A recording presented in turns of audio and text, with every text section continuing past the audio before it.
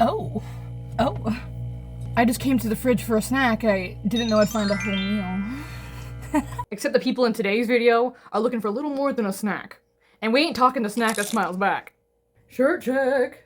I originally came across It Follows years back when I was looking to find the movie It, like with It the Clown. So I thought It Follows was derivative of the series, but let me just tell you, I found no clowns, but instead, a lot of naked people. There are a lot of naked people in this movie, and my younger self was like, where's the clown? So I'm gonna have to pull the censor bar out for this one. Damn. Lots of censor bars. The movie begins with our main character, Jay, getting all primped and ready for a date. And apparently her and her date, Hugh, or Kevin, if you know, you know, they've been on a couple dates prior to this, and you know, she's starting to like him. For their date, they go to the movies together, and those seats look mighty uncomfortable. That was the first thing I noticed. I think I'm just used to being spoiled by the massive soft recliners in the Fat Cat cinema.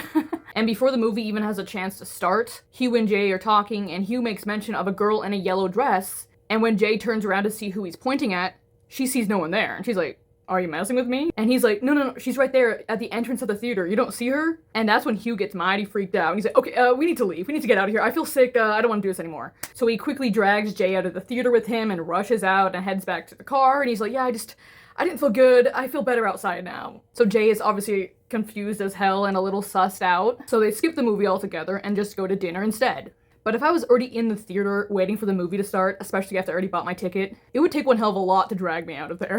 I get real comfy real quick. So the date kind of just left Jay feeling a little weirded out, but not too weirded out to go on another date with Hugh. And on this date, it's the date they finally get it on. And in the back of his car of all places, but... So after they've finished, maybe not the right choice of words, but you know what I mean. After they're done, Jay's lying in the car kind of just vibing, and Hugh goes around to the trunk to get something. Hugh enters into the car behind her, and he reaches around to her face to slap a cloth of chloroform over her damn mouth. And he eventually holds it against her mouth long enough for her to pass out. And when Jay finally regains consciousness, she's in this abandoned, decrepit parking garage, strapped to a wheelchair. Hugh is also still there, just kind of skulking around the parking garage with a flashlight in hand, I guess waiting for Jay to wake up while simultaneously keeping watch and keeping his head on a swivel. And now that Jay is awake, Hugh tells her that this thing is going to be after her now, and that someone passed it to him, and now after what took place in the back of the car, he passed it on to her now. And Jay is just barely cognizant and is trying to wake up and is confused as all living hell, but Hugh is continuing on, and he tells her this thing can take on any appearance, can be an absolute stranger or a loved one, whatever it takes for that thing to get close to you, but he says there's only one of it. And after looking out the parking garage, Hugh tells her that he can see it. So he grabs her wheelchair and pushes her to the edge of the parking garage so that she can see out too. And down below, slowly walking towards them across some train tracks, is a completely naked woman. Slowly walking her way toward the parking garage in a trance-like kind of state. So now that Jay has seen it too, he pulls her away from the edge, and he tells her she just needs to pass it on to go find someone to sleep with and pass it on to them. And he's telling her to do it ASAP, because if this creature kills her, then it comes for him. So Hugh is only in it for Hugh. And he says he wanted the creature to get close so that Jay believes him and doesn't think he's making this up, I guess. So after she's witnessed this creature coming after her firsthand, that's when Hugh wheels Jay over to his car and gets her in, and they both speed off. Away from that parking garage and that woman. And back at Jay's house, Jay's younger sister Kelly and two family childhood friends are over on the porch playing a card game together. And that's when Hugh pulls up and pretty much dumps Jay out of his car and then speeds off. What a gentleman. Hugh is an absolute gentleman. So her friends and younger sister are obviously very concerned and immediately rush over to her. And then they call the police and the ambulance, and Jay has to explain to the police, like, what happened? Which, what do you even explain at that point? And as weird and kind of unbelievable as it may seem, she relays the whole counter to the police or the detective, whoever showed up, and about that woman creature she saw that she was told is now after her. And when the police try to look for Hugh and track him down, they find that Hugh isn't even his real name, and that he rented a house in the city under the fake name of Hugh. So they have no idea who he really is, or what his name really is, or where he went to, because Hugh has completely disappeared. And then it jumps to Jay in English class, and as she's listening to her teacher drone on about a poem, Jay glances out the window, and across the courtyard, she sees this old lady in a white nightgown, not darting toward her whatsoever, but making a slow and steady beeline straight toward where Jay is seated. Straight toward Jay's classroom. So Jay is obviously spooked. So she grabs her stuff and rushes the hell out of class, right in the middle of class. And when she rushes into the hallway, she sees that same old woman coming after her there. Again, with that slow, steady amble. Never running. Because Hugh had told her that this creature is very slow, but very persistent and is not dumb. And in the hallway, it's only Jay, the old woman who's walking after her, and two girls who are talking by their locker. So Jay calls out a cautious hello to the old woman that's approaching her, and then the girls in the hall turn toward Jay, and since they don't see the old woman, they're like, oh, is she talking to us? Hello. And this is where she realizes that 1, the creature is very much real and very much after her, and 2, only she can see the creature, and that it is invisible to other people who are not involved.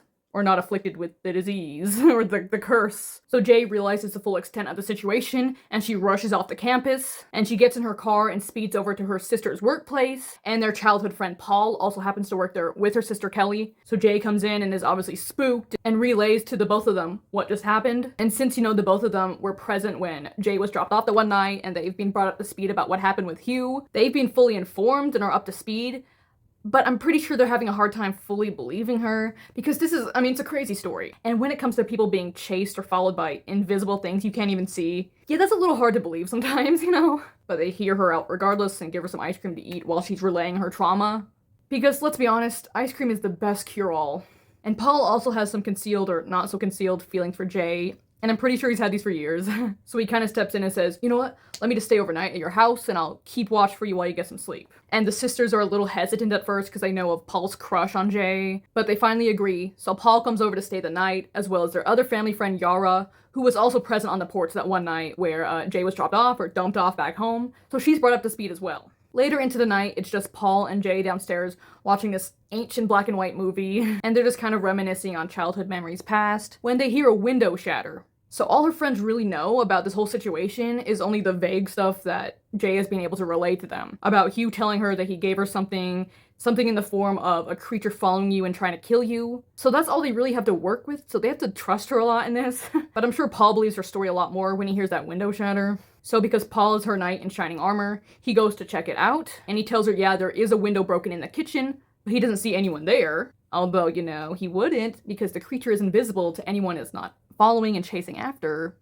Anyone who's not cursed cannot see it, so he assures Jay that there's nothing in the kitchen, but he's gonna go upstairs to get her sister or relay what happened to her sister and Yara, who are upstairs trying to get some sleep, I guess. So now Jay is all alone, and she goes to look in the kitchen herself. Except Jay does see someone. She sees a creepy, kind of dead-looking, half-naked, again, girl slowly making her way toward Jay in the kitchen, and while the girl is shuffling her way toward Jay, she's also simultaneously peeing herself.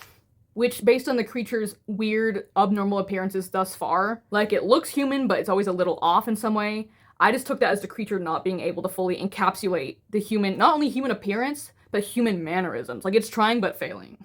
So understandably, Jay freaks the hell out, races upstairs and locks herself in her bedroom, and all her friends come to the door like, Jay, what's wrong? And they're knocking on it like, let us in, Jay. And she's telling them, there's that creepy girl in the kitchen, she was after me, this and this and this, don't open the door. But all her friends gathered outside the door, they're telling her, Jay, there's nothing here, there's no one here, just open up, it's okay. So Jay cautiously opens it, and it's just Kelly and Paul outside, so she quickly rushes them in and shuts and locks the door behind them, and now Jay is panicking and freaking out and crying, and again, I don't think her friends are fully believing her, because they can't see anything. And then there's another knock at the bedroom door, and the voice is claiming that, guys, let me in, it's Yara, who's their other friend who came over for the sleepover of sorts, more like the watch duty. And Jay is begging Kelly and Paul not to open the door, it's gotta be the creature, don't let it in, but again, not fully believing Jay's story here. They go and open the door, and it is in fact Yara. But then this massively tall, creepy guy appears out of the dark hall behind Yara, and obviously Jay is the only one who can see him, so she starts screaming and runs toward the balcony and clambers away over the railing, gets to the ground, and then whew, she's out of there. She gets on her bike and starts zooming away, passing another childhood friend of hers who lives right across from her, who is currently in his car smoking with some girl. And this other childhood friend, who I guess they're not as close with, his name is Greg, and Greg witnesses Jay speeding away on her bike. And Greg also knows what happened to Jay that one night, or the story that she's telling people. So he's aware that there's something strange going on with Jay as well. You don't really miss much when you live across from someone, I guess. So Jay bicycles over to the nearby community park, and she just sits on the swing with her head on a swivel. And then her group of friends find her and catch up with her, and they're hugging her like, it's okay, Jay, because Jay is freaking out. And then Greg, who obviously wasn't there for tonight's event, he follows them into the park as well and is like, what's wrong? They tell him that Jay's house was broken into tonight, even though they obviously didn't see the person who did it, but Jay did. And through tears, Jay tells them all, I need to find Hugh. I need some answers. So Greg, who seems to be the only one between them with a car, he offers to drive them all to the house that Hugh was staying in or crashing in or hiding out in. And as the sun is just rising, they make it over to that dilapidated, abandoned-looking house, the one that he was renting as his temporary base of sorts. And when they all go inside, all the windows have been covered with newspaper, and there are empty cans strung up along every entrance and across every window to work as kind of an alarm system for Hugh. So the friend group kind of just disperses through the house and is looking for any clues toward his identification, and when Paul goes upstairs, he ends up finding a stack of porno mags. Hugh is just keeping it classy. And of course, for research's sake, Paul flips through those magazines, where he comes across a photo, and it's a photo of Hugh with some girl who's wearing a Letterman jacket. So when he shows Jay the photo, Jay actually recognizes the high school that the Letterman jacket is representing. So their plan is to head over there and see if anyone recognizes Hugh from the photo. So they all drive over to the high school in question, which is not very far from them, and Jay and Greg head inside and go to the office, where they get one of the office administrators to show them a yearbook from the year that Hugh would have graduated, and they show her the photo, and she helps them track down Hugh's actual photo and his actual name. They discovered that his real name is Jeff Redmond. So Jay and Greg go back to the car and relay that important tidbit of information to the rest of their friends. So now they all know his true identity. And since they now have his information, they track down where he lives, and they all pay him a little visit. And Hugh, or Jeff, his mom answers the door, and they tell them that they're friends of Hugh's, and she lets them inside. And so they all end up amiably sitting on the grass outside together, kind of in a group talk, with Hugh or Jeff. It's like, wouldn't you be beating him up at this point? Then again, I guess none of the friends really fully believe Jay's story. So to them, Hugh was nothing more than an asshole who ghosted Jay after getting a hookup. That's just what it looks like on the surface. And that's when Hugh/Jeff tells them more about it. He says that even though he, lovingly passed it on, that he can actually still see it himself, technically. I mean, he did see the naked woman in the parking garage that one night, so... And he tells Jay again, just go sleep with someone, you're a girl, it's easy, it's easier for you than a guy, just pass it on. And again, since Hugh is just in it for Hugh, or Jeff is just in it for Jeff, whatever you want to call him, he re-emphasizes that if she gets killed, then it'll be after him again, and if he gets killed, it will just keep going on back down the line, on and on again, until it makes its way all the way down to the person who started it. And Hugh is not even 100% sure where he got it from or who he got it from. He tells him it was most likely this one night stand he had with this girl in the bar, and this girl didn't mention it whatsoever. So Hugh had to find out the hard way. So Jay's friend group is kind of like, cut the crap, Hugh/Jeff. You're just playing mind games with her, you're just messing with us, cut the crap. But Hugh/Jeff is mighty serious about it. And he tells Jay to seriously consider passing it on.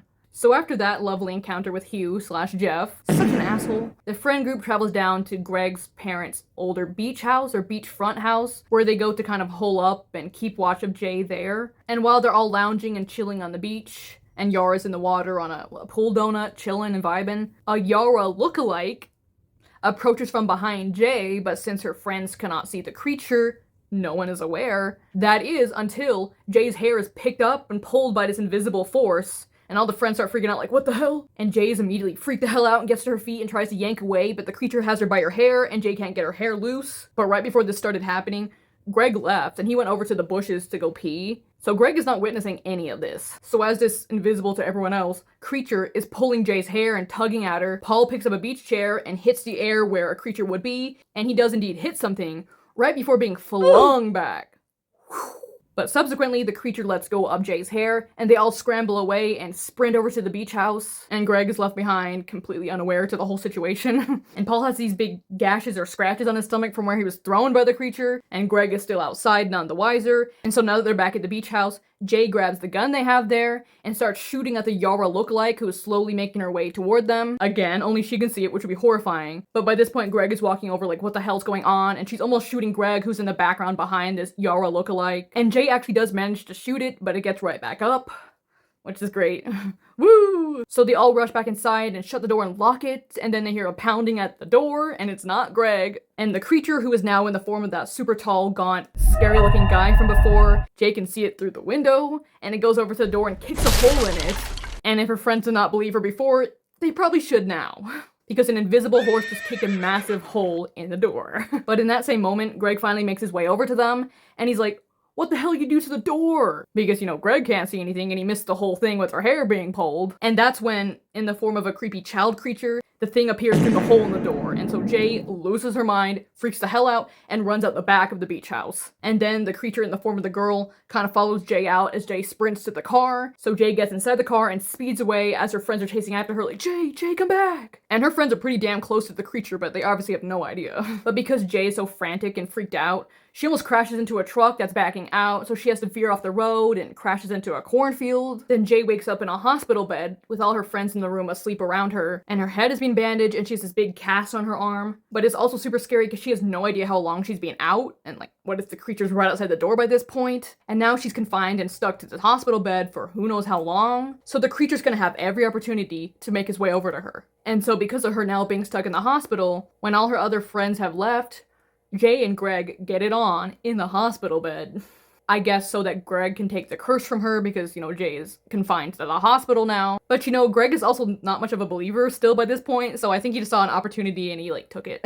Because back at the beach house, Greg was off peeing and missed the whole hair pulling stunt and the door getting kicked in by some invisible force. So Greg hasn't been given much of a reason to believe, but, But I guess he's just doing it for Jay's sake and her peace of mind, right? Greg is such a saint.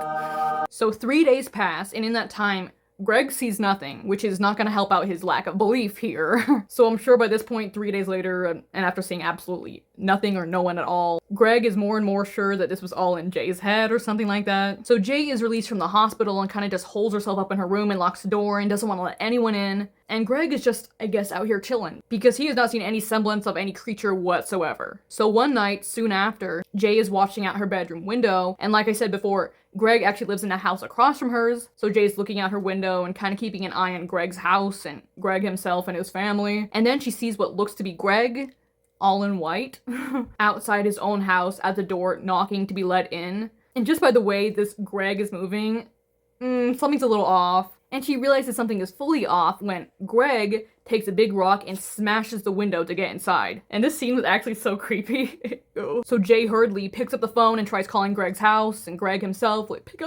up, right as she watches the creature kind of vault or sling itself in through the window into Greg's house. But Greg doesn't pick up the phone, so Jay races downstairs and across the street over to Greg's house, and she scrambles in Greg's now broken window, rushes upstairs calling out for Greg, Greg, don't open the door, Greg! And when she makes it upstairs into the hall, she finds the creature, now disguised as Greg's mother, pounding on Greg's closed bedroom door. And Jay is screaming at Greg, don't open the door, Greg! But Greg does, and he's a little pissed at his mom, Mom, what do you want? A second before his mom pounces at him and drags him to the ground and humps him to death? Is that what you'd call that? I don't know what you'd call that, but Greg is indeed now dead, and he ain't looking very good. So I guess Greg is a believer now, right? But now that Greg is dead, the curse is being handed back to Jay, who was, the person before. So Jay rushes outside and gets in Greg's car and drives through the whole night and into the next day. And then into the next night, I guess just trying to keep away as long as possible, and I guess trying to work through the trauma of what she just witnessed with Greg. And that next day, she returns home, and by this point, all her friends know what happened to Greg. And since they're believers now, they know that Jay has to curse back on herself because Greg is now dead, so Paul offers to take the curse from Jay. How generous, Paul. How generous. I mean, the offer's a little sus coming from someone who has a big crush on her, and plus, she doesn't want to pass it on to another one of her friends, because one of her friends has already been killed because of it. And also, apparently, Paul was Jay's first kiss, vice versa. So there's already some tension there. So Jay ends up refusing. So their plan now is to find out a way to kill it or get rid of it completely. So the friend group all heads over to the local swim center after hours when it's closed. And they bring all sorts of electrical devices with them, like lamps, radios, record players, hair dryers, and they plug them all in and lay them in wait around the perimeter of the pool. And then they just have to wait for the creature to show up and follow Jay there. So Jay has to get into the pool and wait there because she's got to get in the water to lure the creature in. And after hours of them waiting, the creature does finally show up. And since Jay is the only one among them who can see it, she has to point it out to her friends and keep pointing at it so they know its whereabouts. Ew, the whole situation is so creepy. Ew. And the creature has come in the form of her father. And the only time we've ever seen her father in the movie is from a picture she has inside her room of him. So maybe he's dead or he abandoned them or something. I don't know. He's just not in the picture. I mean, he's in the physical picture, just not in the family setting kind of picture. Yeah. He's just not there, okay? And now Jay is extra freaked out, and she's like, guys, I can't do this. I want out. I want out. Abort mission, abort mission. And they're telling her, no, Jay, we gotta do this. Come on, Jay. But she's not listening. And as she's scrambling to get out of the pool, that's when the creature picks up one of the plugged-in devices and chucks it into the pool.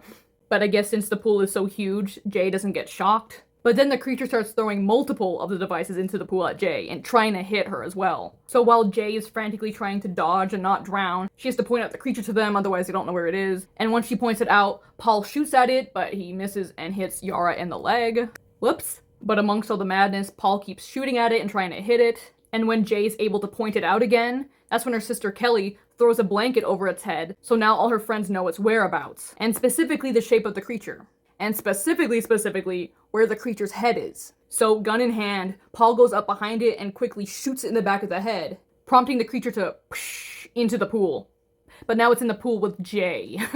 So as Jay's frantically swimming to the side of the pool to get out, the creature, who you know is obviously now in the pool, grabs her leg and pulls her under, and it's just holding her under and probably trying to drown her. And Paul is just shooting into the space in the water behind her, hoping to hit it. And after firing behind her into the water, which it's already hard to see as it is, he manages to finally hit it.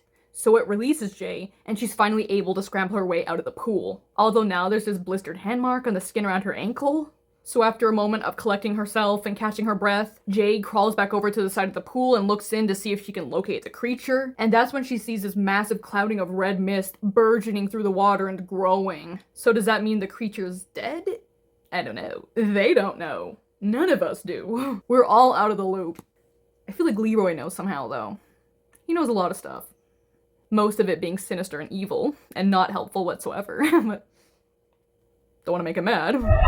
So after this whole ordeal at the public pool, and them thinking they might have actually finally killed the creature, Paul and Jay decide to get it on and do the devil's tango, maybe as a safeguard for Jay, just in case the creature is still alive. But we all know Paul's real reasoning over here, let's be honest. And so after everyone visits Yara in the hospital, because, you know, she was shot in the leg by Paul, whoops, Jay and Paul are walking down their street hand in hand before it cuts to black.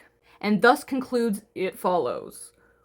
And you know, I think the premise of this movie is pretty cool. It reminds me of that snail meme, where it's like, you could have $1 million, but a snail would be after you for the rest of your life. You know what I mean? And I've thought about that, and I think I would take the money and have the snail after me, because snails are slow as hell. What's it gonna move, like 3 feet a year? But the creature in this movie is a little different than a tiny little slow snail. And the main takeaway of the premise is that it's definitely symbolic of like STDs or whatnot.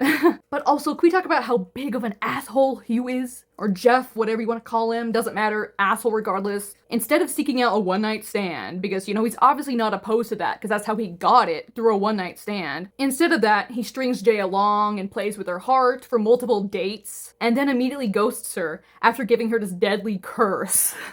And completely disappears altogether, and even gave her a fake name. What? And let's be real, Hugh was not being courteous and looking out for Jay by bringing her up to speed about the creature. The only reason he told her about it was because if it kills her, it'll come after him again. That is the only reason.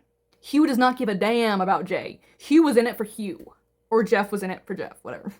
Hugh is the actual villain in this story, let's be real. So if you go watch this for yourself, which I do recommend, just keep in mind that there are quite a few naked people in it. Like, the creature's always kind of naked in some way, or half naked, whole naked. And, you know, there's obviously some sex scenes. But this is the one horror movie, or movie in general, where having sex scenes or multiple sex scenes in a movie actually makes sense in the movie, and actually is defendable and serves a purpose for the plot. Because usually it never does. Usually it absolutely never does. So let me and the boys know what you thought about this movie, if you watch it for yourself. And, I guess just make sure you stay away from anyone with transferable diseases. Or curses.